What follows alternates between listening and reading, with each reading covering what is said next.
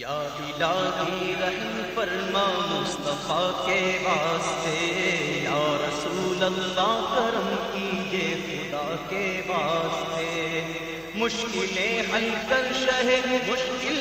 سب سے آخر میں جو جنت میں جائے گا اس کا واقعہ بیان کیا نبی پاک نے کہ وہ پل صراط پر پیٹ کے بل گھسٹ رہا ہوگا، اور اس شخص کی حالت ایسی ہوگی کہ اس کے نامہ اعمال میں، اس کی نیکیوں میں اس لائق نہیں ہوں گے وہ اعمال کہ اسے پل صراط پر کھڑا کر دیں اور پار کر سکیں، وہ بس پل صراط پر گھسٹ رہا ہوگا۔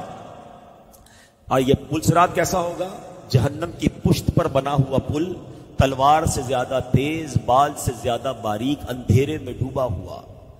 اب یہ اپنے رب کریم کو اس حالت میں پکارے گا، اللہ اکبر، کیا درد بھری پکار ہوگی، اے میرے رب مجھے جنت میں پہنچا دے، میرے رحمان و رحیم اللہ مجھے جہنم سے نجات عطا فرما دے۔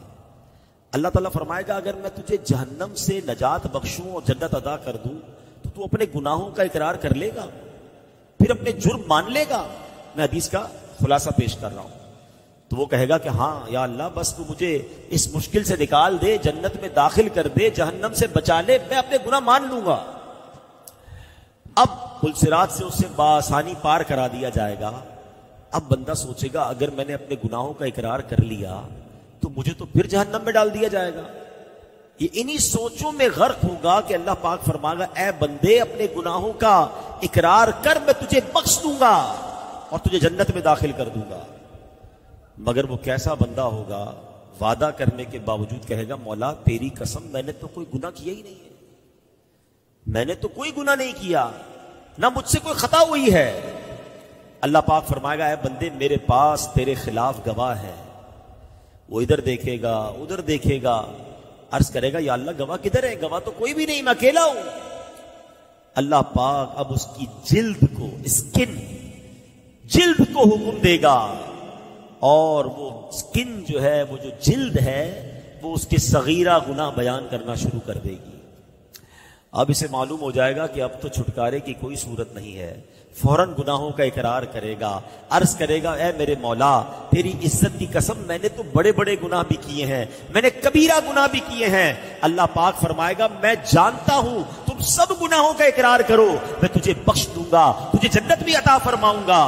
پس وہ اپنے سارے گناہوں کا اقرار کر لے گا، اقبال جرم کر لے گا، اللہ کریم اسے جنت میں داخل فرما دے گا، اس کے سارے گناہ معاف فرما دے گا۔ نبی پاک علیہ الصلوۃ والسلام فرماتے ہیں یہ سب سے کم رتبے والا جنتی ہوگا۔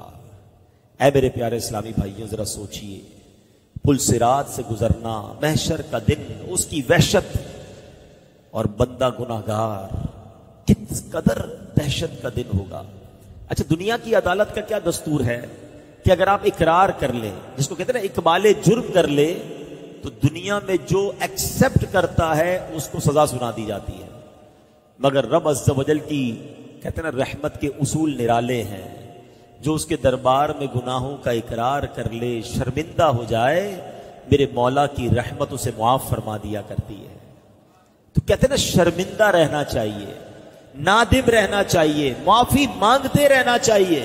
آج کسی کو کہو یار آپ غلط کام کرتے ہو، میں کہاں غلط کرتا ہوں، وہ تیاری نہیں اپنی غلطی ماننے کے لیے۔ اللہ کے نیک بندے شرمسار رہتے ہیں، نادم رہتے۔ احادیث میں یہ مضمون ملتا ہے الندم التوبہ، شرمندگی ہی توبہ ہے۔ شرم ہی تو نہیں آتی نا، گناہ کرتے پھر بھی اسرے ہوتے ہیں، تو کوشش کرے کہ اپنے اندر شرمندگی لائیں۔